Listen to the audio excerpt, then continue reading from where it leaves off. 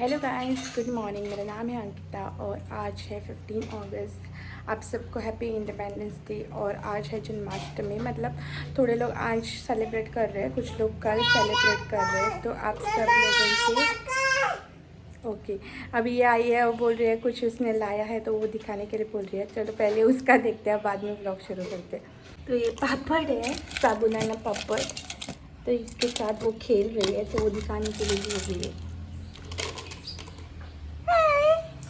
तो मैं बोल रही थी आज जन्माष्टमी है, कुछ लोग कल सेलिब्रेट कर रहे हैं, वृंदावन वगैरह में कल सेलिब्रेट कर रहे हैं।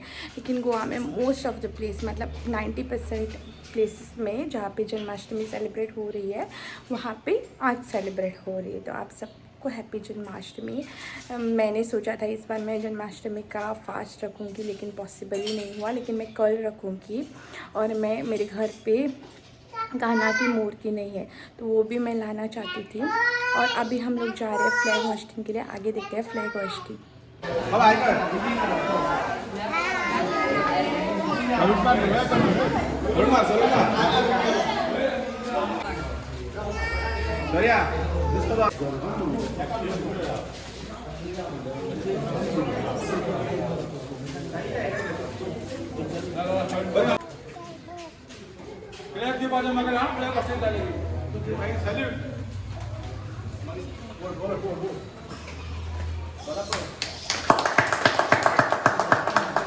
सगळ्यांनी सॅल्यूट करते.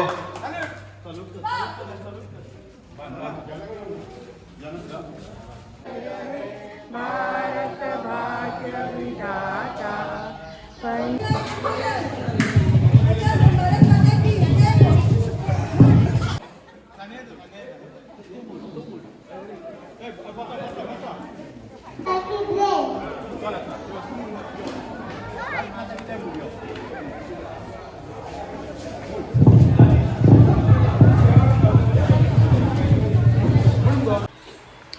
तो गाइस फ्लैग होस्टिंग हो गया।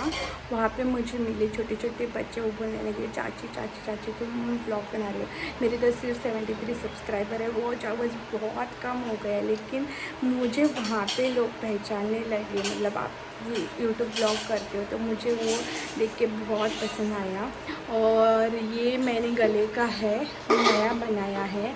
कमेंट में बताना आपको कैसा लगा। तो अभी मैं आपसे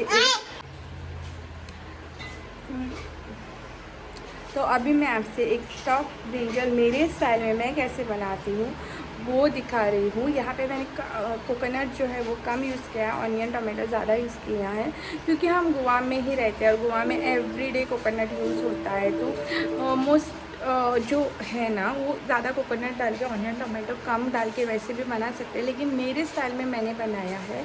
आप रेसिपी देखना। चलो देखते हैं। तो यहाँ पे मैंने 13 ब्रिंजल लिया है, छोटे छोटे। ये 50 रुपीज़ को मुझे पड़ा है। इसको ना मैंने अच्छे से 2 बार वॉश करके लिया है। तो अभी ना हमें इसको ऐसे कट करना है, मतलब 4 इसको ऐसे पीसेस करने हैं। मतलब प्रॉपरली कट नहीं करना है, सिर्फ स्लिट देना है ताकि जो मसाला है वो अंदर से अच्छी तरह से चला जाए।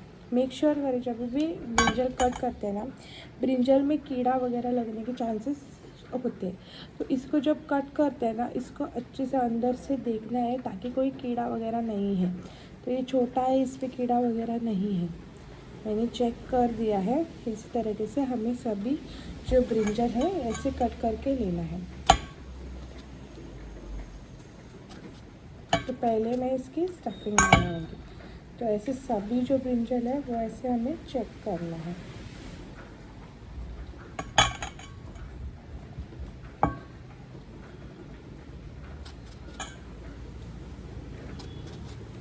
इस तरीके से सभी मैं ब्रिंजल जो है वो कट करके लेती हूँ और आगे के प्रोसेस के लिए बढ़ती हूँ। तो यहाँ पे मैंने सभी जो ब्रिंजल है वो कट करके लिया है और एक भी मतलब कीड़े वाला नहीं था, सब अच्छे थे। बाहर से भी अच्छे हैं, सिर्फ ये एक है जिसको ऐसे लगा हुआ है, लेकिन अंदर से सभी अच्छे हैं। इसे कट करके रखें ना तो अंदर से थोड़ी वो ना ऑक्सीडाइज हो जाते हैं, लेकिन सभी अच्छे हैं, एक में भी कीड़ा नहीं है। तो यहाँ पे मैंने कढ़ाई गरम करने के लिए रखी है और इसमें मैं डालूँगी पीनट। तो 13 ब्रिंजल है, उस हिसाब से मैंने ऑलमोस्ट 2 मुट्ठी भर पीनट्स यहाँ पे डाले हैं और इसको कम आंच पे अच्छे से भून के लेना है। यहाँ पे मैं जो है पीनट्स अच्छे से रोस्ट करके लूँगी। तो अभी जो पीनट्स अच्छे से रोस्ट हो गए हैं, अभी मैं इसको निकाल के ठंडा होने के लिए रखूँगी। यहाँ पे मैंने लिया है जीरा, सौंफ, इसको हमारे भाषा में बोलते हैं बड़ीशेप, मेथी के थोड़े दाने और धनिया। इस सब को मैं मिक्स करके कढ़ाई में, वो सेम कढ़ाई जिसमें पीनट्स गरम किए थे, रोस्ट किए थे, उसी कढ़ाई में मैंने इसको डाल के उसको भी अच्छे से रोस्ट करके लिया है। इसका जो नेचुरल ऑयल होता है वो रिलीज़ होकर उसका अरोमा बढ़ जाता है। अभी मैंने पीनट्स और सभी जो मैंने धनिया वगैरह रोस्ट किया था वो मिक्स किया है और इसमें मैं अभी ऐड करूँगी red chilli powder, salt, sugar और हल्दी। सभी का मैंने क्वांटिटी 1-1 छोटा चम्मच लिया है और इसको हमें अभी दरदरा पाउडर पीस के लेना है।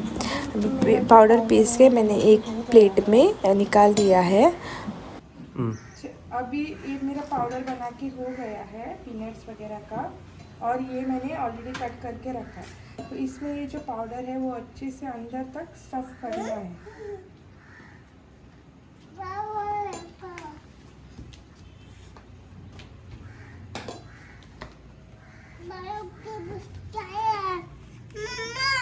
इस तरीके से सभी हमें स्टफ़ करके लेना है।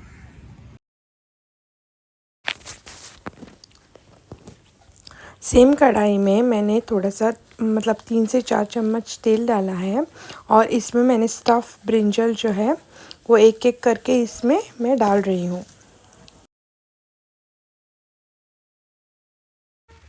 ये देखो सब डाल के हो गया है। इसको मैं कवर करके 15 मिनट के लिए कुक होने रखूँगी। बीच बीच में इसको स्टर करूँगी ताकि वो चारों तरफ से कुक हो जाए। अभी ब्रिंजल जो है वो अच्छे से कुक हो गए हैं। जो बचे हुए हैं ना वो ग्रेवी में अपने आप कुक हो जाएंगे। इसको ऑलमोस्ट 20 मिनट्स कुक होने में लगा।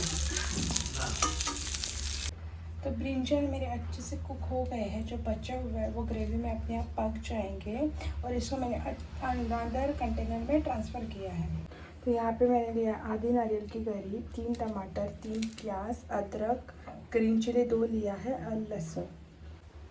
तो कढ़ाई को मैंने अच्छे से वॉश करके लिया है और गैस पे रखा है गर्म होने के लिए।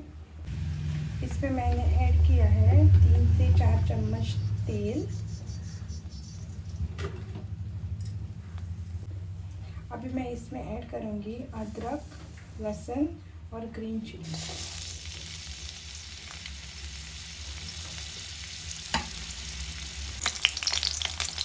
ये अच्छे से हो गया है। इसमें मैं ऐड करूँगी प्याज और इसको अच्छे से रोस्ट करके लेना है।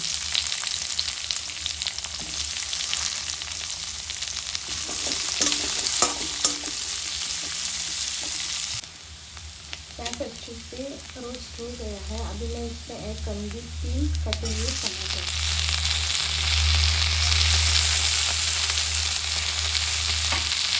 और इसको भी अच्छे से रोस्ट करके लेना है।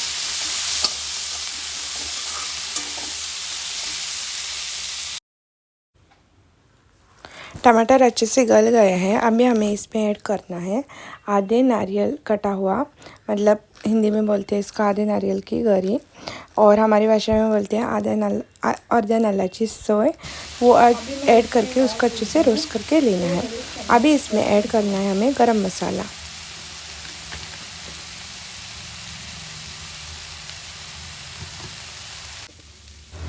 यहाँ पे मैंने क्वांटिटी के हिसाब से 3 चम्मच गरम मसाला ऐड किया है। अच्छे से मिक्स करके उसको पेस्ट बना के लेना है। ग्रेवी बन के रेडी हो गया है और जो ब्रिंजल है उसको मैंने ऑलरेडी अनदर कंटेनर में ट्रांसफ़र किया था। तो देखो ये ग्रेवी। तो जिस कंटेनर मैंने जो ब्रिंजल ट्रांसफ़र किया था उसी में मैं जो सब नारियल की जो मैंने पेस्ट बनाई थी वो ऐड करूँगी। जो मिक्सर में ग्रेवी थी उसमें मैंने जो मिक्सर जार था उसमें ग्रेवी बची हुई थी, उसी में मैंने पानी ऐड करके वो भी ग्रेवी में ऐड की है और अभी इसको अच्छे से उबाल के लेना है। जो स्टफिंग की पाउडर बचा था वो भी मैं इसमें ऐड करूँगी ताकि पीनट्स वगैरह का फ्लेवर इसमें आ जाए। स्टफिंग में मैंने ऑलरेडी सॉल्ट डाला है और इसका उबाल भी आ गई है, तो यहाँ पे मैं 1 चम्मच ही सॉल्ट ऐड कर रही हूँ। टेस्ट करके देखूँगी, अगर रिक्वायर्ड है तो और डालूँगी। और 1 चम्मच मैंने यहाँ पे शुगर ऐड किया है। गुड़ भी डाल सकते हो, गुड़ का भी टेस्ट अच्छा आता है।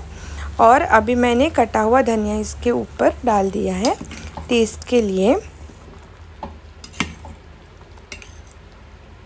तो ये रेसिपी को आप रोटी, नान, राइस के भी साथ खा सकते हो और ये बहुत टेस्टी यम्मी लगती है। आपको मेरी रेसिपी कैसी लगी कमेंट में ज़रूर बताना और मेरे वीडियो पसंद आए हैं तो लाइक शेयर सब्सक्राइब करना। Thank you for watching, bye.